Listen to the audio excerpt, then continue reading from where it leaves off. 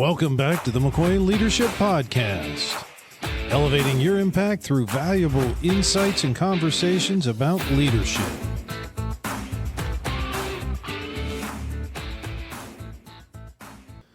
Welcome back to the McCoy Leadership Podcast. Today we have Andrew Almazan with us, which has 15 years of experience driving growth in hospitality, digital media, and craft brewing. He's an expert in scaling business, building high-performance teams, and optimizing company culture. Andrew, welcome and thank you for joining us. Why don't you give us a little bit of the backstory of how you received such a diverse background and how you ended up where you are today? Yes, thanks, Amos. I appreciate that. It's been a long and exciting journey. I like to say sometimes, hopefully just the beginning of the journey, but it's been exciting nonetheless. As you mentioned, three industries of experience, and in each of those areas and sectors of life, I've a big philosophy of mine has always been to take and reap what you can from your time in a place. Nothing tends to last forever, in this life, and just if we're just going down into a business standpoint or from a work professional standpoint, even the best highlight runs, they have their peaks and their valleys. So apply what you can. But in each of these industries, I've been passionate and fortunate enough to learn and take something away, and that resulted in eventually the development of my executive coaching practice and org change consultancy, Bravery Leadership Guild. Starting out, kind of in the media space, I was a staff writer for a digital media publication for a top 5 media company in the automotive aftermarket sector. Eventually, after 10 years, kind of worked my way and carved a path from the creative end of things, working on the publishing division, to eventually becoming the operations VP of people. And after that, and we can probably get into that kind of like later if you have any questions about my transitions. But long story short, after 10 years, had an opportunity to stay on in the company in a different capacity. But it was at that point that I had chosen, to kind of double down on this vision that at the time was kind of 2 years in the brainstorming phase. So that brings us to, the beginning of 2025. I've been doing it about 1.5 years, just putting action into it. And outside of that, while scaling the clientele, while scaling it to be, hopefully the full time, that's definitely the vision for it. I'm also a assistant general manager for one of Southern California's original craft breweries. Awesome. So I'm kind of curious. You had a full-time job, you were receiving a paycheck, and you decided to take this leap of faith and go do something on your own. So that tells me that somewhere along the line, something happened that fueled your desire to want to lead and teach others how to lead and to transform their businesses. What was that moment that made you say, you know what, I need to get out there and I need to give other people what I've learned? Yeah, definitely. I think there's two phases that kind of come to mind. I think it was right in the middle of my journey at that media company. It was in a capacity whereby, in sense of like looking at the roles and responsibilities of the role I was in, and that was magazine editor at that time. This was about, halfway in to that tenure. What I found that I started to really enjoy was helping other managers, other editors kind of get excited, almost reignite their passion. It's easy to get burnt out, I think, in any role or any function of the business. Whether you're in sales, whether you're in publishing, whether you're in web IT, people have their ups and downs as humans. And I got a lot of passion outside of just, completing my own commitments as a magazine editor, I really enjoyed taking other editors out to lunch, facilitating roundtables, helping them drum up a market analysis for how they could, compartmentalize and crystallize goals that would get them excited, kind of get them, put the running shoes on and get them excited to jog towards a goal for like the next 12 months. I started to enjoy these extracurriculars, and then I started to ask myself, how can I do this formally? How can I actually create a function in the business where I can offer some formal value? It can be recognized as something of value by the other senior leadership team, and I could get paid for it as well, at the end of the day. So that started this kind of last leg of my journey at that media company, where I became the creative operations director. They gave me a chance, threw me a bone. They said, well, hey, you're pretty good at creating systems. You're pretty good at mentoring. So let's hand you both the publishing and then the video production division. So I led operations there. We did great. We did great and amazing things from a marketing standpoint, from a KPI standpoint for the creative division. And then at that point, I think I built enough of a track record of support and perception of value that I eventually became the VP of people operations for the entire organization. But at that time, it was like at the same time as I was advocating for the VP of people operations position, this bug had already kind of set itself in, where I was like, wow, my next milestone within this company is definitely to see how far I can go, maximizing this skill set. But at the same time, it was almost like a heartbreaking sort of bittersweet situation, because I remember as I was about to make that proposal to the senior leadership team to advocate for the creation of this position, which hadn't existed, I knew that in my head, walking up those stairs, I said to myself, like, if I absolutely crush it at this, there's going to be a point in time, 12 months from now, 24 months from now, where I'm probably going to be having this desire to do this exact thing, but with more industries, with more people, with more leaders, with more, as you mentioned, Amos, earlier, emerging leaders that need the help that are not within these walls. So it was this weird sort of like moment for me where I was like very excited about the potential that I was going to have within this building, but then it also revealed the sort of the limitation, the eventual ceiling that I felt I would hit. And so I was a vice president of people operations for almost 2 years there, and economic headwinds hit media. If we kind of just go back 2 years ago, I think a lot of the things that happened during COVID and policies and, importing, policies caught up with the pipeline of media, our advertisers who are manufacturers. And that is what I was alluding to earlier with the disillusion of the role. So I was given this opportunity to stay on board in a sales capacity. I love that company. I think that we had a great thing going, and I think that they appreciated me enough to want me to stay. And they did a lot to kind of talk about the value that I could earn in a sales capacity. And they just had to, do away with this, function. That reinforced at that moment, that reinforced it for me, that this was my opportunity to either double down on that vision and bet on myself, or, take and no slight to anybody that's done it, but take the road of stability, of the sure paycheck.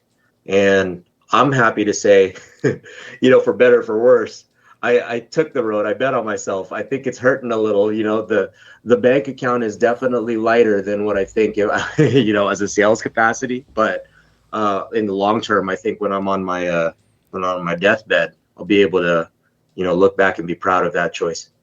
Absolutely. And speaking from experience, we have a consulting and leadership business, and the reality is there's it's kind of like having a child. There's never a good time. Like if you plan and think I'm waiting for that perfect time to jump out and do my own thing, you're probably never going to do it.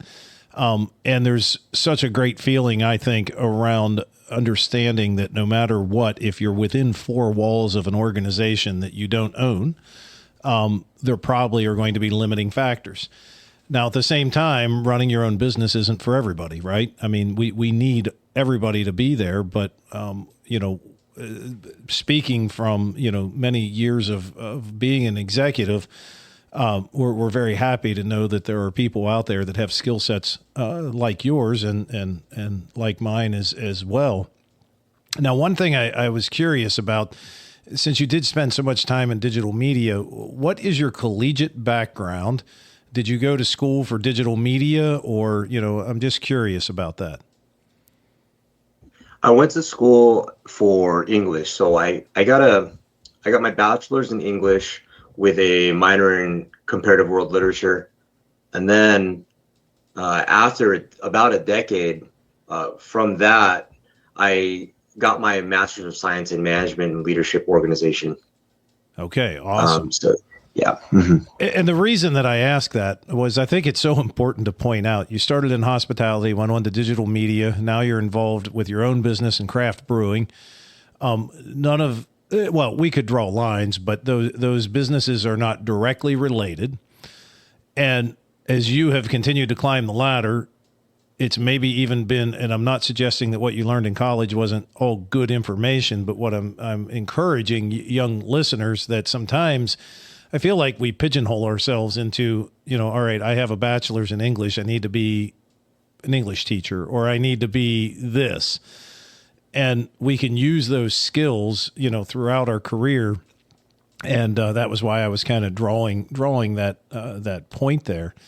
So you've had a lot of experience scaling operations, specifically or especially in competitive sectors. What are some of the core strategies that you have found that really help with scaling a business? I love this question. Because when I think about every, potential change initiative or growth opportunity, whether it was in or is in hospitality or in media, it blends the best of, I think, a lot of different work styles. I think if you do it right as a leader, I think our one job is to almost, bring together the Avengers, so to speak, for things like this. And what I mean by that is these different aspects of work strengths that we see, this different, diversity of talent that you potentially have in your organization to bring that about. And it's a perfect blend of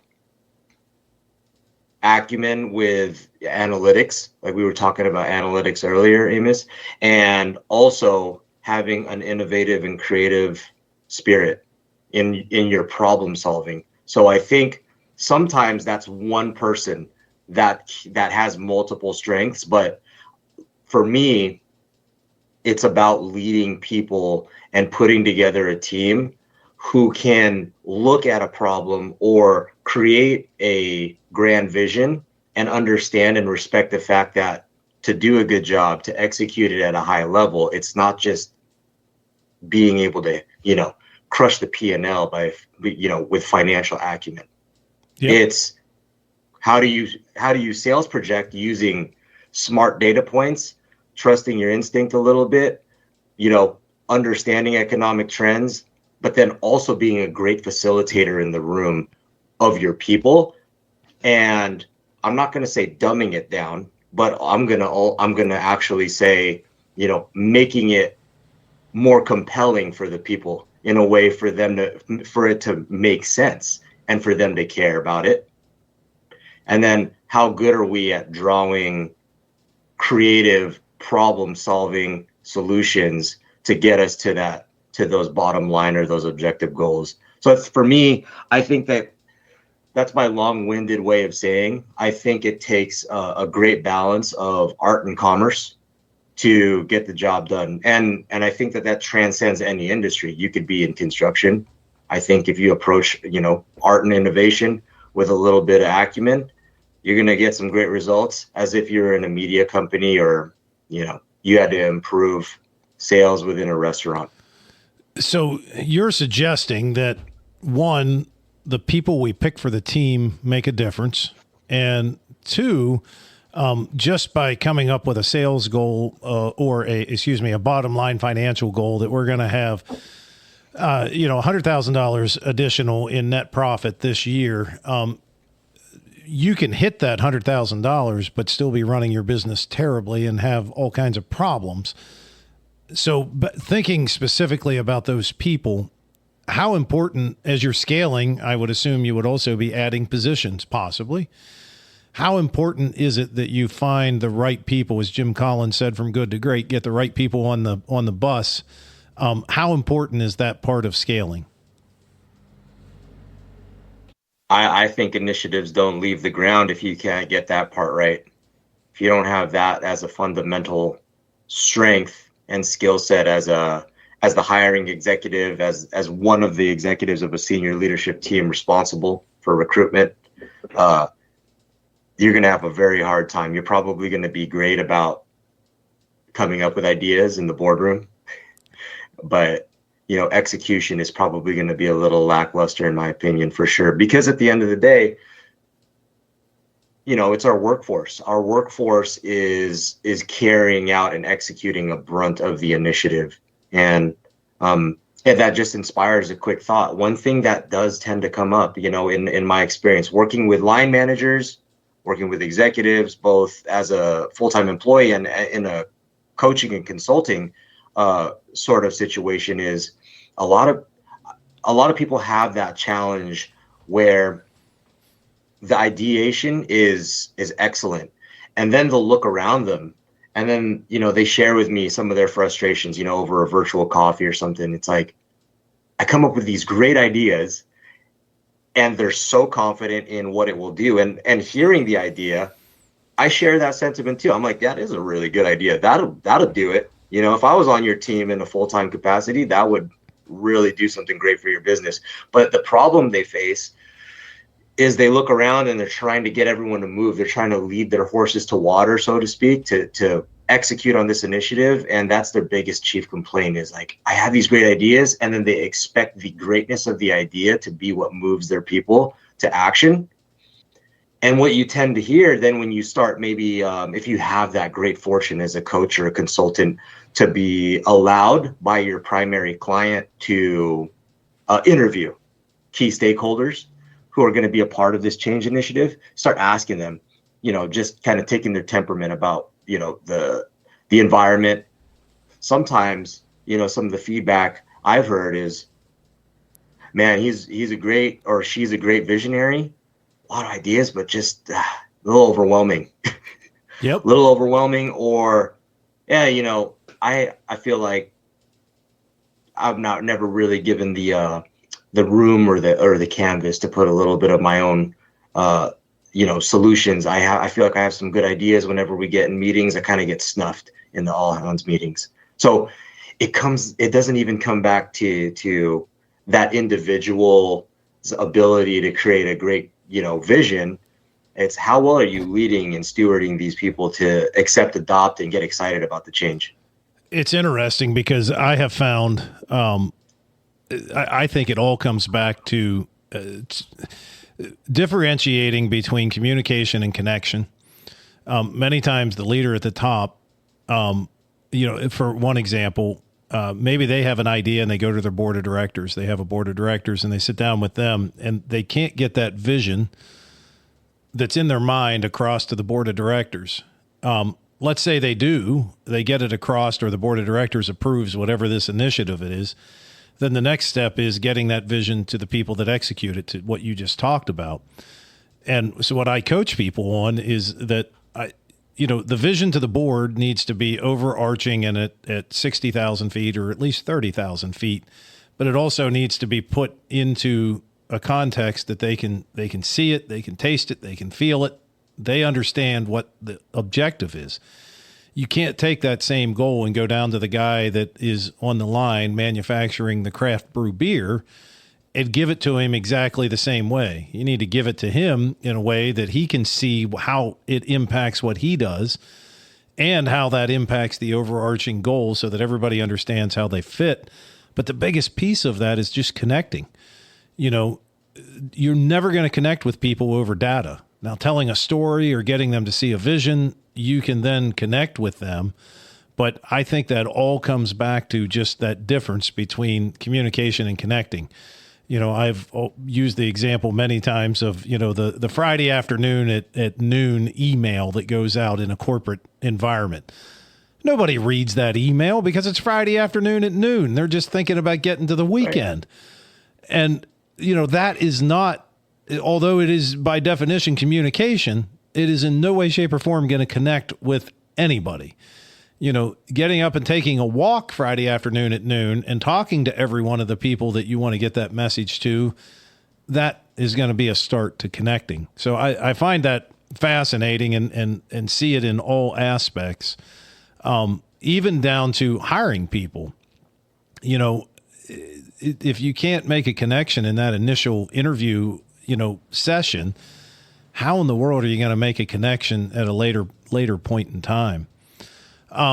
So kind of thinking along those same lines, out of all of that, you launched Brave Leadership Guild and you're growing that. Tell us a little bit more about the Brave Leadership Guild. What are you trying to do? What gap are you filling in the market? Yeah, absolutely. So right now, I'm serving small business owners who appreciate and see the value in applying operational best practices that small to medium-sized businesses do who have a great track record. So I think that there's that interesting demographic of, you know, small business owners in the local area, or, you know, just even if it's e-commerce that they're running. I tend to see that there's two, you know, sort of mindsets in my time doing discovery calls.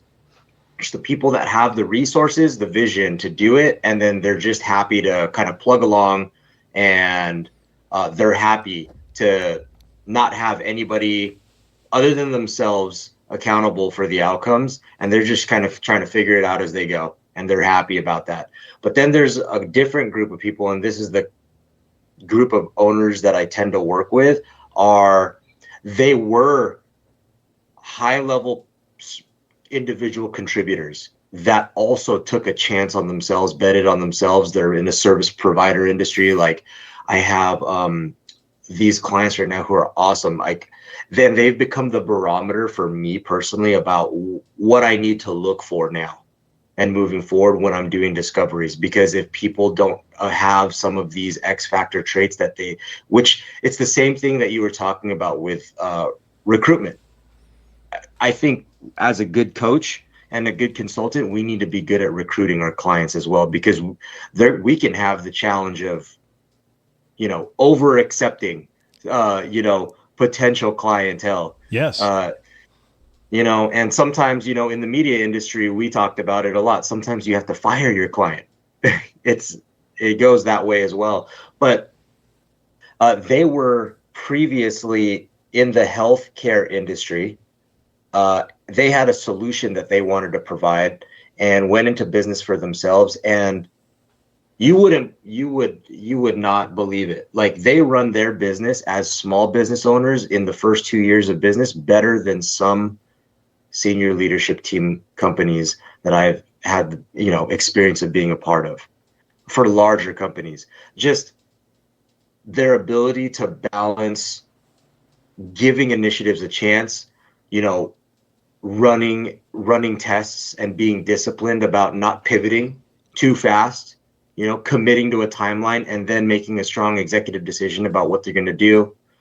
They ask so many questions that I believe if executives ask these same questions in larger businesses, like, we would be further along in progress. So I think that that's really like my focus client right now. are these small business owners who were, high level individual contributors in businesses that took a chance on themselves, that are looking to apply some of those operational best practices. So I'm just curious. I'm going to flip what you just said. Your really the point of your business at this point is focusing on small businesses that maybe want to bring some of the best practices that come from medium to larger sized businesses.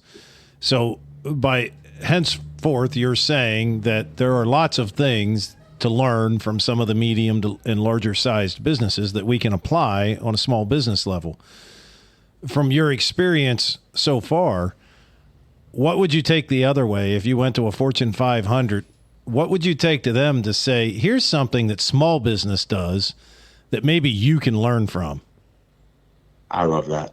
I think the other way is also amazing. There's lessons to be learned as well. I think we lose the ability to move as fast as a small business or an entrepreneur, would, in terms of failing fast or pivoting or openness to trying something. I think as a company scales, you would think that the decentralization would scale with it, thereby preserving that function of quick decision making. I think that that's where the idea of decentralized leadership, along with a highly successful organization that is seeing revenue growth, headcount growth year over year, to me that's the correlation, to try to do what you can to preserve decision-making power and speed and agility. But I think, and this is something that I've seen time and time again, with respect to the people that do just at the highest levels, I'll say decision-making gets slowed down. So being able to, preserve some of that, that venturesome spirit. My favorite is you're sitting in a boardroom of a Fortune 500 company maybe, and they're having an issue, and you come up with a solution for them, and you say, well, there's this new technology called AI. I'm just using this as an example. We could utilize AI to do this and streamline the process. And somebody sitting there would say, well, in 1979 we tried this process that and it won't work, because somehow whatever they did in 1979 is being compared to the new capabilities of AI, or the world famous, we've always done it this way. So I think it's interesting that is your key takeaway if you were going the other way to a large business, that maybe they should be able to speed up their decision making or ability to try new things. You also talk and emphasize on bravery and integrity throughout your leadership. Can you explain a little bit why bravery is important and what that means in a professional context? Yeah, I think there's so many traits that one would benefit from to have a rewarding professional life and career.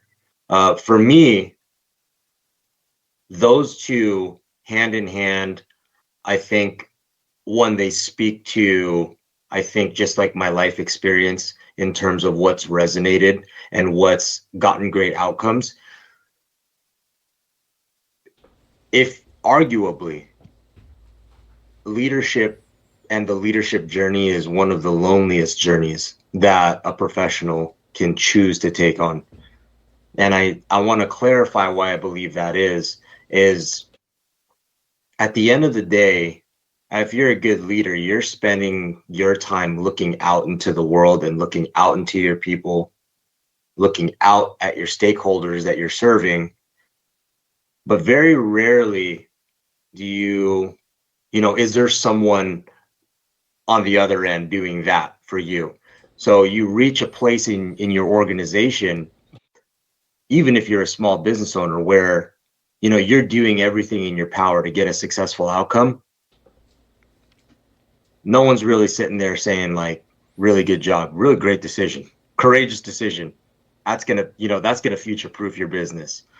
So it takes a lot of self-belief and courage, I think, to continue doing the work, showing up and putting the work, to be, it is a buzzword, but I believe it, to be consistent, to be disciplined, over motivated. Where are you pulling that from? You have to have that sheer self-belief and commitment to your vision. And sometimes, if we're just talking, on the other end, if you become so successful, I think the world has a way of presenting opportunities and roads to people the higher we climb in success. And I'm not just talking financially. It might even be network power. It might be influence.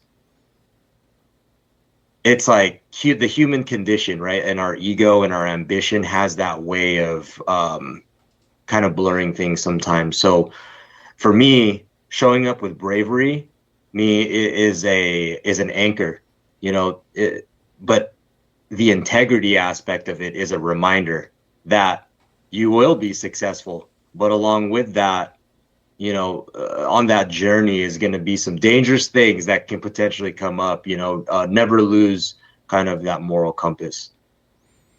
Absolutely. I think, when you think through the past 30 or 40 years of the number of leaders, whether that be of businesses, political, where have you, the number that have fallen from grace, so to speak, because of something that they have done. And you mentioned being lonely, as a leader. And the one thing I always challenge any leader on, if they mention to me that they, it's lonely at the top, kind of that type of comment.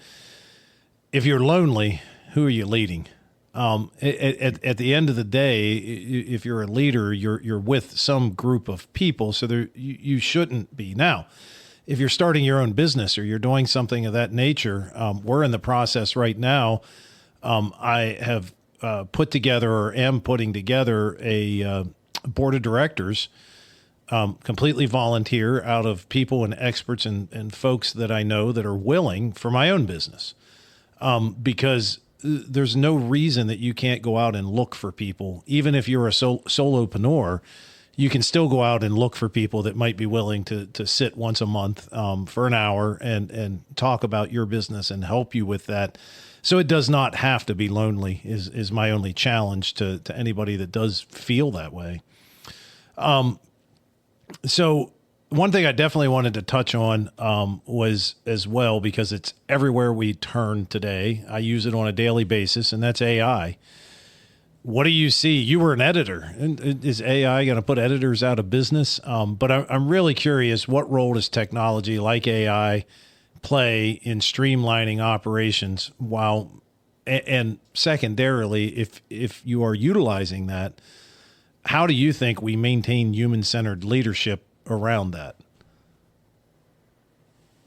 Oh, I think that's where the integrity aspect comes to it. I was still at the media company when Chat GPT's first version was getting rolled out to the public, and the day it happened, all the editors were like, "Hey, did you hear about this thing? Dude, they just released AI. It's open source, and or it's not open source, but it's just open to the public to use."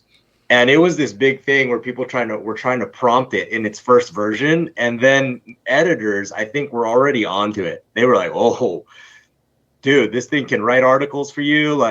And in the creative space, I think that's one aspect of it, but the applications for AI are endless. Email marketers, writing code. That was actually before all the article writing kind of hype came up.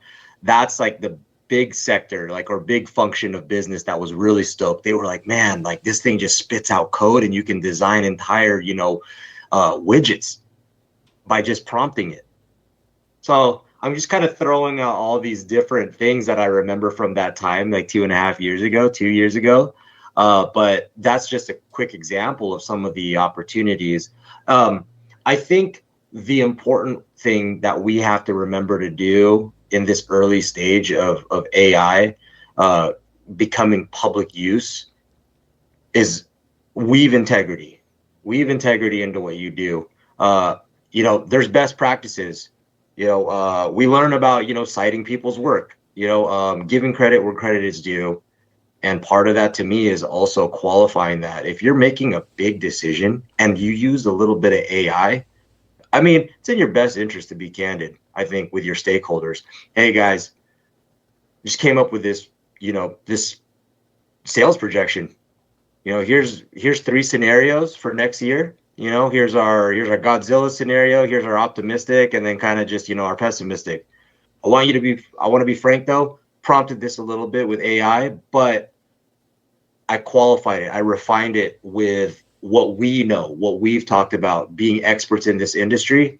But, the foundation had a little bit of help from our friend Chat or Claude, whoever it is, Yep. Not sponsored. But I think just getting back to that point, citing your work, having integrity of where you're getting your sources, where you're getting your help from. And then, sure. Like you had mentioned, I know, jokingly, is it going to take over like writers' jobs or anybody's jobs? It could. That's just my professional opinion.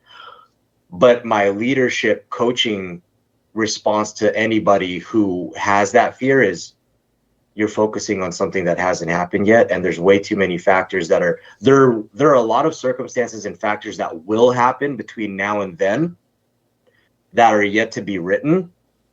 What can we do right now? And if that's a concern, if you have an existential crisis about as a professional and as an individual, like, I don't want to contribute to that negative outcome. Well, what are the ways that you can limit or refine your use of it to where you can still maximize its ability, but you don't feel like you're contributing to whatever that negative outcome is then? Maybe you don't, I know some people that are having this thing write entire finals, essays, manuscripts. Maybe you can still, I said this in an Instagram post once, and it was recently. Manufacture a little bit of hardship into what we do. That's going to be honestly the key to human preservation. Never losing at least 1%, at least 10%. If there's a detour that you can take, but that old school long route's there, do it on purpose. If not for anything, for maintaining your ability and your capability, because things are going to continue to get easier and more convenient. We all know the movie WALL-E. I think that's a scarily great lesson about the potential of what happens if we just kind of like allow it completely to do everything for us. So I have went back, Thomas Jefferson, somebody asked Thomas Jefferson when he was president, why do you not have a speechwriter? And Thomas Jefferson said, why would I want to allow someone else to write what's going to come out of my mouth? And so I've kind of taken that to heart. And what I utilize AI, I utilize it in our podcasting efforts. I utilize it. For instance, I just finished an article this morning about finding the right team members. And so it's my article. I wrote it, and I won't give up that portion of it, sitting down and writing it. I went back to AI and said, uploaded my article and said, analyze and tell me if I should change, my change order or, how's the flow of the article. It gave me a few suggestions. I sat down. I did not use the words that they gave me, but I changed my flow in my own words. And then I will utilize, AI to help for LinkedIn posts and things like that. But it's my content. And so I think to your point, I would agree 100%. Don't give up everything, because nobody can recreate what's in your mind, and, so anyhow, I appreciate that. The last thing I kind of wanted to touch on, or I guess the last question, thinking about, the folks that you're working with, thinking about our listeners, what are some actionable practices that somebody that's just getting started in leadership you would recommend to them? Maybe, your top 1 or 2 things that they can do out of the gate that will help set them up for success. Doing a self-audit of what your strengths are and what your passions are, and then where your gaps are. I'm still of the school of thought that it's important. Like I am a I am a big believer in Gallup's and the Clifton Strengths Finder. I love the metaphor that the book brings up in the very beginning. It's like the movie Rudy, where Rudy, by all account, American classic film, spends a lot of time, trying to get that victory at the end. And it paints a compelling and I think reflection worthy thought. It's like, do you spend time doubling down on your strengths and creating a life of impact around that? Or do you try to focus heavily on your gaps and bringing your gap up? So I'm a big believer in, like, I think that we should, like, especially if you have, opportunities for improvement, that if you spent a little time improving, but we're just talking skill set, right? Like if you have a particular skill set, understand what that is and lean into it, and then start owning your outcomes, and just owning life by saying, I'm going to create opportunities for everyone else and myself and all my endeavors by maximizing my capabilities. So I think, but you can't do that without doing what we just first talked about, which is doing that internal self-audit. If you don't know, like everyone should at the very least casually have a notepad or note in your phone. What are my strengths? What are my passions? What are my opportunities? And then second, I think every quarter, at least, I believe this, every quarter, do an audit of what your visions are. And I don't, for me, a quarter is awesome because I think it marries an idea of being okay with change. I love the Japanese philosophy of wabi-sabi, and I think life and business are best executed personally when you have that harmony, that balance of proper planning, but adaptability. So, having a grand vision, your 1-year vision, your 10 mini objectives that are going to serve that vision. It's good to have them, but you should probably look at it. You're not so much that you're like obsessing over it and then like you're not analysis paralysis and not moving, but things change. Just like in sales, right? Like we have to look at the weekly projections and you have to adjust if things aren't going the right way. You're ultimately leading your sales team, down the wrong path, and you're not staffing resources accordingly if you don't look at it. So there's just a nice balance, I think, of auditing and then having a nice plan in place as well. Awesome. I like that. I think Stephen Covey said in the 7 Habits that over the next 90 days, something will happen that you had no idea was going to happen that will change your trajectory. And I believe that to be Right. true. And so that makes sense that you need to go back and check in on your goals from time to time. So before we kind of head into our final little section here at the end, I want to make sure I give people the opportunity. Where can they find out more about you? Where can they get engaged with you? Yeah, I appreciate that. If you guys ever wanted to chat, you can find information about the practice, the consultancy at braveleadershipguild.com. I'm also very active on LinkedIn under my personal name. You can just search it under Andrew Almazan.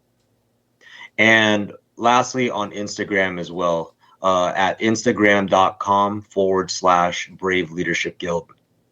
Awesome. And we'll be sure to have all of those links in the show notes as well. So as we come to an end, I like to end by asking all of our guests 3 questions, kind of rapid fire, I guess, if you will.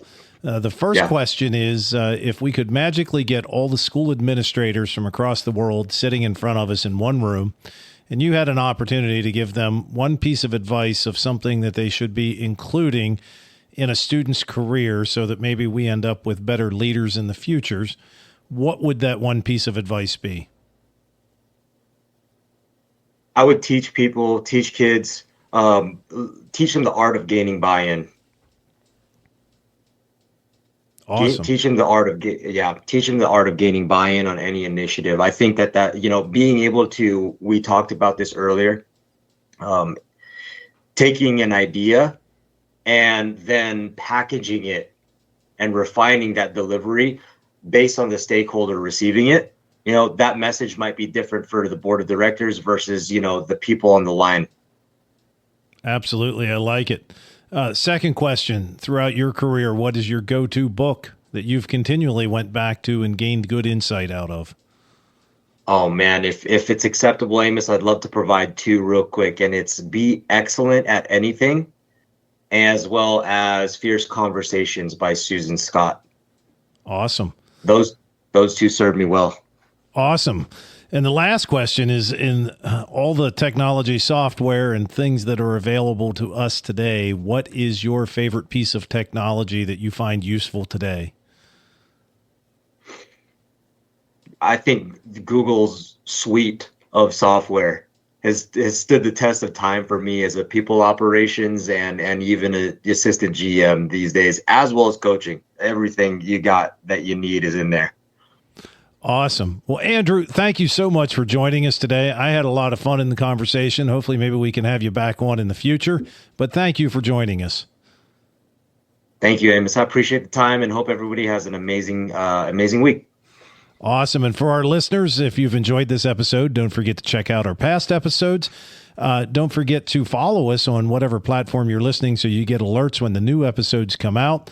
And lastly, this is the first announcement we have added in the show notes. You'll be able to find it as well as on our website. If you give us your email address each week when we have new episodes coming out, we will send out to you a worksheet that summarizes and gives some working points from each one of our podcasts. So don't forget to sign up for that if you'd like to receive it. Until next time, we appreciate all of you.